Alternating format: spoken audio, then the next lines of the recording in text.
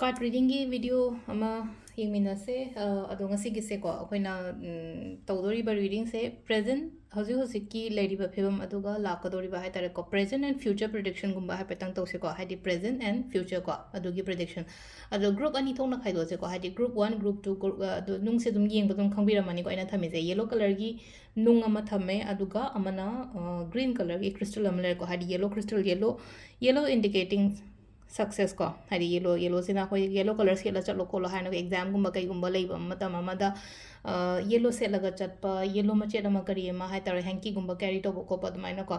ado already success leye ai se hoji adum successful oiba mi ne na khala jate hari growth pam gane taraga de amuk kaina so hari aina tori ba thaw the green ne indicator se kana ha kan green indicating success kaino ne growth ne besida ko green consider natraga yellow ma chu consider ko ha petang ama chu so se ko hari yellow ma chu gi nung se consider natraga green se consider ko ado yellow da han hawr se ko yellow se present yenga se ko hadi present and future card hai tare ko present ki energy na kari lege aduga future ki energy na kai lege hai bodo ko adu hai petang yeng se ado ai aning apamba wish mayam se hai tare ko ai kenom khalle na khala se ko just itho omo wish to comment ta hai tare ko itho omo haragri sometimes hai tare ko koina pot nama pamba matamda ina scripting tawo ko la tawo ko phar ta ba hek su yawe na ko hai petang comment ta taklong iramo ba hari I am manifesting my dream job I am manifesting sigi exam se ma clear to ko ko aduga hadi I am manifesting good relationship ko adumaina hai tare ko aina ai meteron dum aina pame poto dum ibiramo ba ai si se keno to we hai do hai tare ko sometimes dumaina sum itho po su phai ko aduna aina comment ei shalamon hai je ko comment ke su minge ka tholok to nate aduna dum iramo ko dain toroga ado aham bagi ko present energy en se ko present energy kai lege ha baduga present plus future yenga damne ko present gi haning ase card 1 2 3 ko om sidagi si hoji ki energy ni ko yeng doise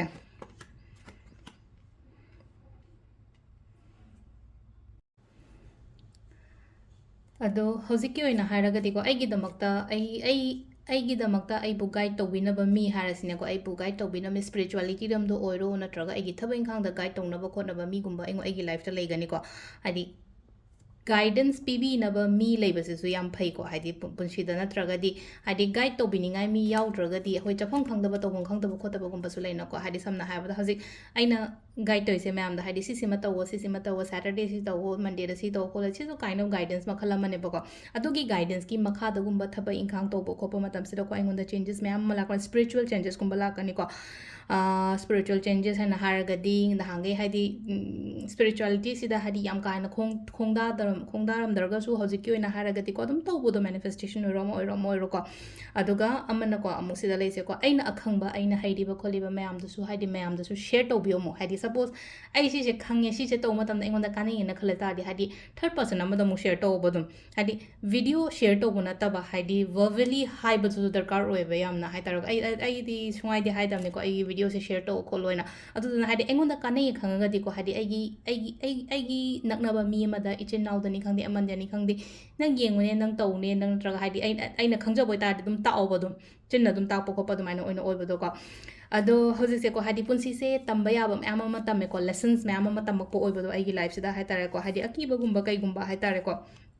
loina handle tawba haire ko hojik ki oina haraga di ko hojik ki oina hadi sida strength card lai se ko hadi pangan thongna yamna leiba oin oibodo hojik ki oina hadi mi ki khangdaba harasine ko mi ki ba khangdaba hadi tawdori ba thaba inkhang sida ko yamna phajana hai tare ko confident ka loina na tawba khotba hore ba sida leise ko hausu hore aduga ko sida leise ko sida laise ko hadi focus thamo aina tawri ba thabak sida ko hadi focus thamo definitely nang success oigani ba sida leise ko aduga problem sida me natraga hadi nungai ram da ba jaga kari kra haisine ko jaga haraga yum du da heta tholak toina tena hadi wakhan da su jaga am le ramgani na hadi samna habda ai gi thought kari kra na hagai leri ba kolmen wakhan nungai taba wakhan du da gi su thola aga pharakpa phagalakpa adumaina oina oi ko any problem every problem keno lakpa matamda hai tare ko hadi problem sung dugi hadi solution tapna porakpa oina oi ko hadi present energy yam phari ko ado future gi amu yeng se ko hadi future since na angle thois na hadi present gi keno ni ko the future gi so ai pe yeng ase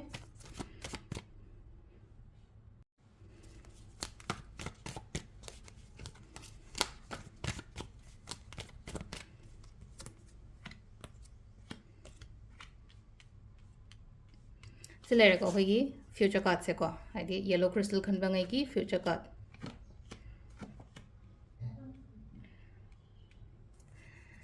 ꯁꯤꯗ ꯂꯥꯛꯑꯦꯀꯣ ꯑꯍꯥꯟꯕꯗ ꯑꯩꯈꯣꯏꯒꯤ ꯂꯥꯛꯏ first ꯀꯥꯔꯗꯁꯦꯀꯣ ꯍꯥꯏꯗꯤ ꯍꯧꯖꯤꯛꯀꯤ ꯑꯣꯏꯅ ꯍꯥꯏꯔꯒꯗꯤꯀꯣ ꯍꯥꯏꯗꯤ emotions ꯍꯥꯏꯇꯥꯔꯦꯀꯣ ꯍꯧꯖꯤꯛꯀꯤ ꯍꯥꯏꯗꯤ ꯇꯨꯡꯗ ꯂꯥꯛꯀꯗꯧꯔꯤꯕ ꯍꯥꯏꯇꯥꯔꯦ ꯐ꯭ꯌꯨꯆꯔ ꯀꯥꯔꯗꯅꯤ ꯑꯩꯈꯣꯏꯅ ꯇꯨꯡꯗ ꯂꯥꯛꯀꯗꯕ ꯍꯥꯏ ꯇꯥꯔꯒꯗꯤ ꯁꯤꯗ ꯂꯩꯁꯦ ꯑꯩꯒꯤ ꯏꯃꯣꯁꯟꯁ ꯀꯔꯤ ꯀꯔꯥ ꯃꯌꯥꯝꯁꯦ ꯂꯣꯏꯅ ꯀꯟꯇ꯭ꯔꯣꯜ ꯇꯧꯕ ꯉꯝꯕꯗꯣ ꯍꯥꯏꯗꯤ ꯍꯧꯖꯤꯛꯁꯦ ꯍꯥꯏꯗꯤ ꯀꯩꯅꯣꯝꯃ ꯁꯝꯋꯦꯔ ꯀꯗꯥꯏꯗꯅꯣꯃ ꯍꯥꯏꯗꯤ ꯏꯃꯣꯁꯅꯦꯂꯤ ꯑꯩꯁꯦ ꯗꯥꯎꯟ ꯑꯣꯏꯌꯦ ꯅꯠꯇ꯭ꯔꯒ ꯑꯩ ꯊꯕꯛ ꯑꯃ ꯇꯧꯕ ꯃꯇꯝꯗ ꯍꯥꯏꯇꯥꯔꯦꯀꯣ ꯉꯝꯗꯕ ꯃꯤꯒꯤ ꯌꯦꯡꯕ ꯉꯝꯗꯕꯅꯤ ꯈꯪꯗꯦ ꯃꯤꯒꯤ ꯅꯨꯡꯉꯥꯏꯇꯅ ꯍꯦꯛꯇ ꯃꯇꯦꯡ ꯄꯥꯡꯉꯨꯕꯅꯤ ꯈꯪꯗꯦ ꯈꯣꯠꯂꯨꯕꯅꯤ ꯈꯪꯗꯦ ꯑꯗꯨꯃꯥꯏꯅꯒꯨꯝꯕ ꯂꯩꯌꯦ ꯈꯣꯠꯂꯦꯅ ꯈꯜꯂꯁꯦꯕ ꯇꯨꯡꯗꯗꯤ ꯍꯥꯏꯗꯤ ꯐ꯭ꯌꯨꯆꯔꯗꯗꯤ ꯍꯧꯖꯤꯛ ꯇꯝꯃꯤꯕ ꯅꯠꯇ꯭ꯔꯒ ꯍꯥꯏꯗꯤ ꯄꯥꯁ ꯃꯇꯝ ꯈꯔ ꯃꯃꯥꯡꯗ ꯇꯧꯈꯤꯕ ꯈꯣꯠꯈꯤꯕ ꯃꯌꯥꯝꯗꯣ ꯍꯥꯏꯗꯤ ꯐꯖꯅ ꯂꯦꯁꯟ ꯇꯝꯃꯒ ꯂꯥꯛꯑꯕꯅꯤꯅ ꯇꯨꯡꯗꯗꯤ ꯌꯥꯝ ꯐꯖꯅ ꯃꯦꯅꯦꯖ ꯇꯧꯕ ꯍꯩꯔꯅꯤꯕ ꯁꯤꯒꯤ ꯄꯣꯠ ꯃꯌꯥꯝꯁꯦꯀꯣ ꯍꯥꯏꯗꯤ ꯃꯥꯏꯟꯗꯒꯤ ꯑꯣꯏꯅ ꯗꯤꯁꯤಷꯟ ꯂꯧꯕꯗꯣ ꯍꯥꯏꯇꯥꯔꯦ ꯀꯩꯅꯣꯗꯒꯤ ꯅꯠꯇꯕꯤꯗ ꯍꯥꯏꯗꯤ ꯏꯃꯣꯁꯅꯦꯂꯤ ꯕꯦꯂꯦꯟꯁꯀꯨꯝꯕ ꯐꯖꯅ ꯑꯣꯏꯒꯅꯤꯀꯣ ꯍꯥꯏꯗꯤ ꯇꯨꯡꯒꯤ ꯑꯣꯏꯅ ꯍꯥꯏꯔꯒꯗꯤ ꯑꯗꯨꯒ ꯁ꯭ꯇꯦꯕꯜ ꯑꯣꯏꯕ ꯍꯥꯏꯇꯥꯔꯦꯀꯣ ꯍꯥꯏꯗꯤ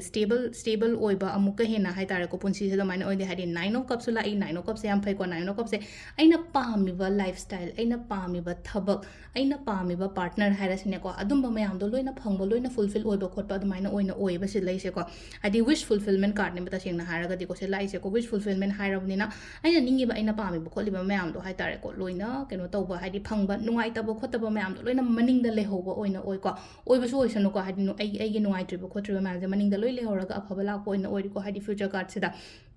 ꯑꯗꯨꯒ ꯅꯝꯕꯔ ꯂꯥꯁ ꯀꯥꯔꯗ ꯊꯣꯛꯂꯛꯏꯁꯦꯀꯣ ꯍꯥꯏꯗꯤ ꯁꯤ ꯐ꯭ꯌꯨꯆꯔꯒꯤ ꯉꯥꯛꯇꯅꯤꯀꯣ ꯍꯥꯏꯗꯤ ꯋꯥꯈꯜ ꯑꯅꯧꯕ ꯊꯕꯛ ꯏꯪꯈꯥꯡꯗꯅꯤ ꯈꯪꯗꯦ ꯑꯅꯧꯕ ꯑꯥꯏꯗꯤꯌꯥꯁ ꯃꯌꯥꯝ ꯑꯃ ꯍꯥꯏꯇꯥꯔꯦꯀꯣ ꯄꯨꯁꯤꯜꯂꯛꯄ ꯉꯝꯒꯅꯤꯀꯣ ꯍꯥꯏꯗꯤ ꯕꯤꯖꯤꯅꯦꯁ ꯇꯧꯕ ꯅꯠꯇ꯭ꯔꯒ ꯍꯥꯏꯗꯤ ꯀ꯭रिꯌꯦꯇꯤቭ ꯋꯔꯛ ꯇꯧꯕ ꯃꯤꯒꯨꯝꯕ ꯑꯣꯏꯔꯒꯗꯤ ꯁꯤꯗ ꯂꯥꯛꯏꯁꯦꯀꯣ ꯑꯅꯧꯕ ꯑꯥꯏꯗꯤꯌꯥꯁꯀꯨꯝꯕ ꯀꯩꯒꯨꯝꯕ ꯃꯌꯥꯝ ꯑꯃ ꯇꯧꯔꯒ ꯍꯥꯏꯗꯤ ꯊꯕꯛ ꯏꯪꯈꯥꯡꯗ ꯑꯃꯨꯛꯀ ꯍꯦꯟꯅ ꯍꯥꯏꯇꯥꯔꯦꯀꯣ ꯌꯥꯝꯅ ꯑꯦꯅꯔꯖꯦꯇꯤꯛ ꯑꯣꯏꯅ ꯊꯕꯛ ꯇꯧꯕ ꯉꯝꯒꯅꯤꯀꯣ ꯑꯦꯅꯔꯖꯦꯇꯤꯛ ꯑꯣꯏꯅ ꯍꯥꯏꯗꯤ ꯃꯤꯁꯦ ꯌꯪ ꯑꯣꯏꯗ꯭ꯔꯥ ꯁꯤꯗ ꯍꯥꯏꯇꯥꯔꯦꯀꯣ ꯍꯥꯏꯗꯤ ꯈꯤꯇꯪ ꯑꯉꯥꯡꯒꯤ ꯇꯥꯏꯞꯇ ꯇꯧꯋꯦꯀꯣ ꯍꯥꯏꯗꯤ ꯄꯤꯛꯆꯔꯁ ꯂꯥꯛꯏꯁꯦ ꯁꯤꯗ ꯍꯥꯏꯗꯤ ꯄꯤꯛꯆꯔꯁꯤꯗꯩ ꯉꯥꯛꯇꯅꯤꯀꯣ ꯍꯥꯏꯗꯤ ꯑꯩꯈꯣꯏꯅ ꯁꯨꯝ ꯀꯥꯔꯗ ꯄ꯭ꯔꯣꯖꯦꯛꯁꯟꯒꯨꯝꯕ ꯇꯧꯔꯤꯁꯦꯀꯣ ꯍꯥꯏꯗꯤꯀꯣ ꯑꯗꯣ ꯉꯁꯥꯏꯒꯤ ꯍꯥꯏꯗꯤ ꯌꯪ ꯑꯣꯏꯕ ꯄꯔꯁꯟ ꯍꯥꯏꯔꯒꯗꯤ ꯌꯥꯝꯅ ꯑꯦꯅꯔꯖꯦꯇꯤꯛ ꯑꯣꯏꯗ꯭ꯔꯥ ꯑꯩ ꯆꯍꯤ 50 ꯁꯨꯕ ꯃꯤ ꯑꯃ ꯍꯧꯖꯤꯛ ꯁꯤ ꯀꯥꯔꯗꯁꯦ ꯑꯩ ꯌꯦꯜꯂꯣ ꯈꯜꯂꯒ ꯌꯦꯡꯉꯤꯅꯦꯅ ꯈꯜꯂꯁꯦꯕ ꯑꯗꯣ ꯃꯥꯒꯤ ꯑꯦꯅꯔꯖꯤꯗꯤ ꯉꯁꯥꯏꯒꯤ ꯑꯉꯥꯡ ꯆꯍꯤ 12 15ꯒꯤ ꯑꯦꯅꯔꯖꯤꯗꯨꯒꯤ ꯂꯦꯚꯦꯜꯗ ꯊꯕꯛ ꯇꯧꯔꯛꯀꯅꯤꯕ ꯑꯗꯨꯗꯨꯅ ꯁꯤꯗ ꯍꯥꯏꯖꯀꯣ ꯑꯦꯝꯕꯤꯁꯤꯌꯁ ꯑꯗꯨꯝ ꯑꯣꯏꯕꯤꯌꯣꯀꯣ ꯍꯧꯖꯤꯛ ꯍꯥꯏꯗꯤ ꯑꯩꯗꯣ ꯑꯍꯟ ꯑꯣꯏꯔꯦ ꯅꯠꯇ꯭ꯔꯒ ꯑꯩꯗꯣ ꯉꯝꯃꯔꯣꯏ ꯈꯣꯠꯂꯔꯣꯏ ꯍꯥꯏꯅ ꯈꯟꯒꯅꯨꯀꯣ ꯑꯗꯣ ꯁꯤꯗ ꯂꯩꯔꯦꯀꯣ ꯍꯥꯏꯗꯤ ꯐ꯭ꯌꯨꯆꯔꯒꯤ ꯑꯣꯏꯅ ꯌꯦꯜꯂꯣ ꯀ꯭ꯔꯤꯁꯇꯜ ꯈꯟꯕꯉꯩꯒꯤ ꯑꯗꯣ ꯃꯊꯪꯒꯤ ꯒ꯭ꯔꯤꯟꯒꯤ ꯑꯃꯨꯛ ꯌꯦꯡꯃꯤꯟꯅꯔꯁꯦꯀꯣ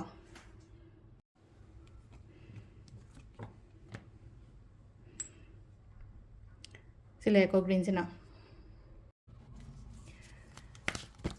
ꯒ꯭ꯔꯤꯟꯒꯤ ꯄ꯭ꯔꯦꯖꯦꯟ एनर्जी कार्ड करी हाइरिगे हाइबतो दु येंगसेको ग्रीन चूज तौबंगैगी ओइना हुजिक हुजिककी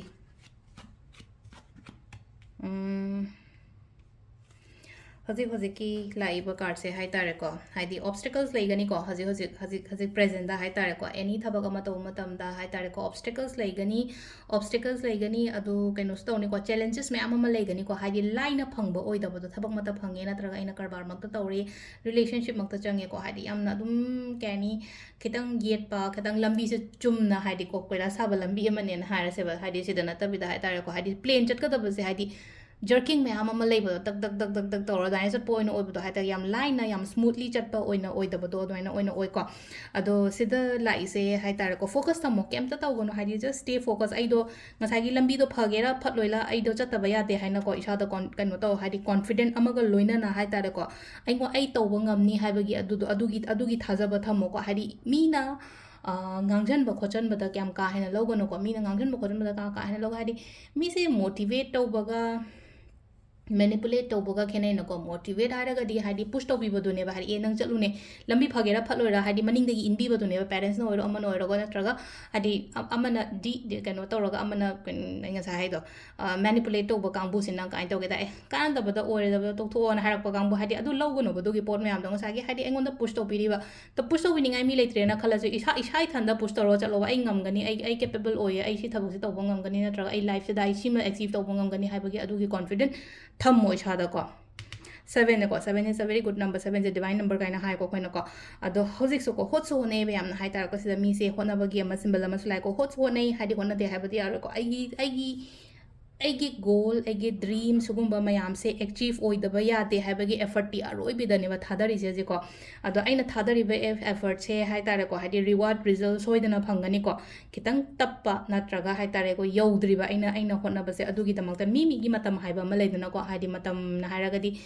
इवेंटफुल ꯏꯌꯔ ꯍꯥꯏꯅ ꯍꯥꯏꯔꯁꯦ ꯑꯦꯛꯖꯥꯝꯄꯜ ꯑꯣꯏꯅ ꯏवेंटꯐꯨल ꯏꯌꯔꯅꯤ ꯈꯪꯗꯦ ꯍꯥꯏꯗꯤ ꯃꯥꯒꯤ ꯃꯗꯥꯎ ꯍꯥꯏꯕ ꯆꯍꯤꯁꯦ 35ꯗ ꯗꯥꯎ ꯌꯥꯏꯅ ꯈꯜꯂꯁꯦ ꯆꯍꯤꯁꯦ 40ꯗ ꯗꯥꯎ ꯌꯥꯏꯅꯁꯨ ꯈꯜꯂꯦ 40ꯗ ꯗꯥꯎ ꯌꯥꯗꯦ ꯍꯥꯏꯕꯒꯤ ꯑꯗꯨꯒꯤ ꯋꯥꯈꯟꯁꯨ ꯈꯟꯒꯅꯨꯀꯣ ꯍꯥꯏꯗꯤ ꯃꯤꯁꯤꯡꯅ 40 ꯑꯣꯏꯔꯛꯇꯅ ꯑꯩꯗꯣ ꯀꯩꯅꯣ ꯇꯧꯔꯤꯅꯦ ꯀꯩꯝꯇ ꯑꯗꯨꯝꯕ ꯀꯩꯝꯇ ꯂꯩꯇꯦꯀꯣ ꯍꯥꯏꯗꯤ ꯁꯝꯅ ꯍꯥꯏꯔꯕꯗ ꯑꯩꯒꯤ ꯑꯣꯏꯅ ꯍꯥꯏꯔꯒꯗꯤꯀꯣ ꯍꯥꯏꯗꯤ 40ꯗ ꯉꯁꯥꯏꯒꯤ 40 ꯂꯥꯟꯐꯝ ꯀꯥꯏꯅꯒ ꯂꯩꯇꯦꯀꯣ ꯀꯩꯁꯨ ꯑꯗꯨꯗꯨꯅ ꯍꯧꯖꯤꯛ ꯍꯣꯠꯅꯔꯤꯁꯦ ꯍꯥꯏꯇꯥꯔꯦꯀꯣ ꯐꯖꯅ ꯍꯣꯠꯅꯕꯤꯌꯣꯕ ꯍꯥꯏꯇꯥꯔꯦꯀꯣ ꯑꯩꯅ ꯒꯤꯞ ꯑꯞ ꯇꯧꯕ ꯌꯥꯗꯦꯀꯣ ꯑꯗꯣ ꯁꯤꯗꯀꯣ ꯍꯥꯏꯗꯤ ꯁꯤꯗ ꯑꯗꯨꯝ ꯀꯣ ꯁꯤꯗ ꯍꯥꯏꯗꯤ ꯑꯗꯨꯝ ꯑꯩꯒꯤꯗꯃꯛꯇ ꯍꯥꯏꯇꯥꯔꯦ ꯍꯧꯖꯤꯛꯁꯨ ꯉꯥꯏꯔꯦꯀꯣ ꯊꯣꯡ ꯑꯗꯨꯝ ꯍꯥꯡꯗꯣꯔꯛꯀꯅꯤ ꯊꯣꯡ ꯑꯃ ꯂꯣꯟꯁꯤꯟꯈ꯭ꯔꯁꯨ ꯑꯃ ꯑꯗꯨꯃꯥꯏꯅ ꯍꯥꯡꯗꯣꯔꯛꯄ ꯈꯣꯠꯄ ꯑꯗꯨꯃꯥꯏꯅ ꯑꯣꯏ ꯍꯥꯏꯗꯤ ꯑꯩꯅꯀꯣ ꯍꯥꯏꯗꯤ ꯊꯣꯡ ꯑꯃ ꯑꯩ ꯁꯣꯝ ꯅꯥꯀꯟꯁꯤꯗ ꯍꯥꯏꯗꯤ ꯂꯝꯕꯤꯁꯦ ꯊꯤꯡꯉꯦꯅ ꯈꯜꯂꯦ ꯂꯝꯕꯤ ꯑꯊꯤꯡꯕꯗꯣ ꯆꯪꯁꯤꯟꯕꯗꯤ ꯌꯥꯗꯕꯅꯤ ꯂꯝꯕꯤ ꯑꯃ ꯌꯦꯡꯉꯒ ꯑꯇꯣꯞꯄ ꯁꯥꯏꯠ ꯑꯝꯗ ꯆꯠ ꯇꯥꯕꯅꯦꯕ ꯇꯥꯔꯒꯗꯤ ꯑꯗꯣ ꯇ꯭ꯔꯥꯚꯦꯂꯤꯡꯒꯨꯝꯕ ꯀꯩꯒꯨꯝꯕ ꯈꯔ ꯂꯩꯒꯅꯤꯀꯣ ꯍꯧꯖꯤꯛꯁꯨ ꯉꯥꯏꯔꯦꯀꯣ ꯍꯥꯏꯗꯤ ꯇ꯭ꯔꯥꯚꯦꯂꯤꯡꯒꯨꯝꯕ ꯀꯩꯒꯨꯝꯕ ꯑꯗꯨꯃꯥꯏꯅ ꯈꯇꯪ ꯂꯩꯒꯅꯤ ꯁꯛꯁꯦꯁꯐꯨꯜ ꯑꯣꯏꯌꯣ ꯈꯣꯠꯂꯣ ꯍꯥꯏꯅ ꯐꯖꯅ ꯄꯤꯔꯤꯀꯣ ꯍꯥꯏꯗꯤ ꯄꯣꯠꯁꯤꯡꯁꯦ ꯍꯥꯏꯗꯤ ꯀꯝꯄ꯭ꯂꯤꯁꯟꯁ ꯍꯥꯏꯗꯤ ꯊꯕꯛ ꯂꯣꯏꯁꯟꯗꯕ ꯊꯕꯛꯀ ꯂꯩꯔꯒꯗꯤ ꯂꯣꯏꯁꯟꯕ ꯈꯣꯠꯆꯟꯕ ꯑꯗꯨꯃꯥꯏꯅꯁꯨ ꯈꯔ ꯂꯥꯛꯏꯀꯣ ꯁꯤꯁꯤꯅ ꯑꯩꯈꯣꯏꯒꯤ ꯄ꯭ꯔꯦꯖꯦꯟ ꯀꯥꯔꯗꯀꯣ ꯍꯥꯏꯗꯤ ꯐ꯭ꯌꯨꯆꯔ ꯀꯥꯔꯗꯁꯨ ꯍꯥꯏꯐꯦꯠ ꯌꯦꯡꯉꯁꯦꯀꯣ ꯒ꯭ꯔꯤꯟ ꯀꯂꯔ ꯈꯟꯕꯉꯩꯒꯤ ꯑꯣꯏꯅ ꯍꯥꯏꯔꯒꯗꯤ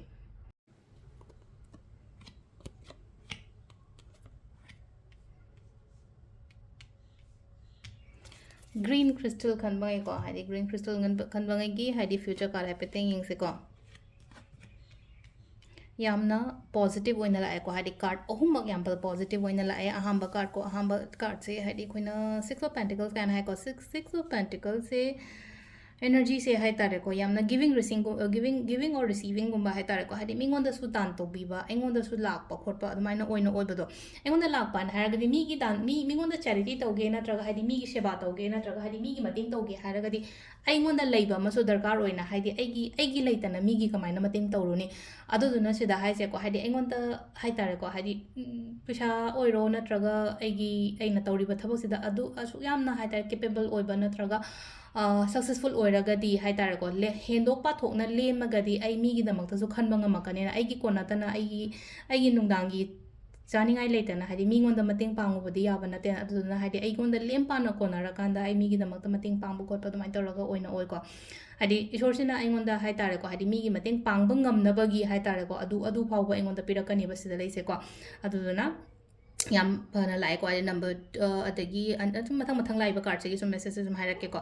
कोलैबोरेशन गुम्बा तौरा थबा इंखांग तौमिनाबा कानागनिको हाइदि मीगा पुल्लगा गुम्बा कैगुम्बा हाइता इमानबा गुम्बा नत्र इचिनाव ओइरो अमो ओइरो नत्रगा हस्बैंड वाइफ का पुल्लगा हाइदि बिजनेस गुम्बा तौवे खोलेना खलासेको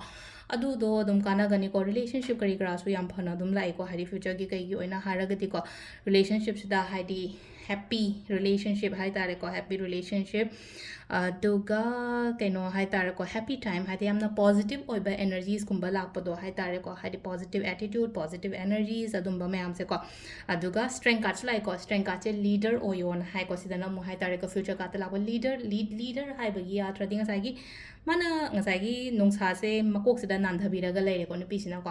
अनु नुंसा का हाइदि मनाक्ता बुचंग किनारी बनेबा तारगदि हाइदि अइना फजना हाइता लोइना कंट्रोल तौबो ngambado हाइतारको एनी सिचुएशंस एनी कैनोमा लाको मतमदा का नुपा ओइगेरा नुपी ओइगेरा नुपा थोंना थबक तौबो ngamgaनेबको अदुगा फोकस याम थम्मोको अइना तौदोरिबा अइना तौरिबा थबा इंखांग मयामसिदा फोकस फजना थम्मो कीगनो कैनोमा तौबो मतमदाको कीसु कीरोइको हाइदि फ्यूचरदा लाइबा कार्डसगी मतुंग इन्ना हाइरगदि पुरा मिकोक थोंगागा मकोक चिंगागा लीड तौरगा अदुमाइना चटपा ओइना ओइको अदुसिदा लैरे अखोइगी प्रेजेंट एंड फ्यूचर प्रेडिक्शन को अदो अइना साइ हाबदो हाइदि अइना पामेबा अइना खल्लिबा wishes ma'am just write down in the comment को हाइदि अदुमाइन तौरगा असिलैरे ngasiगी कार्ड रीडिंग से मैम थैंक यू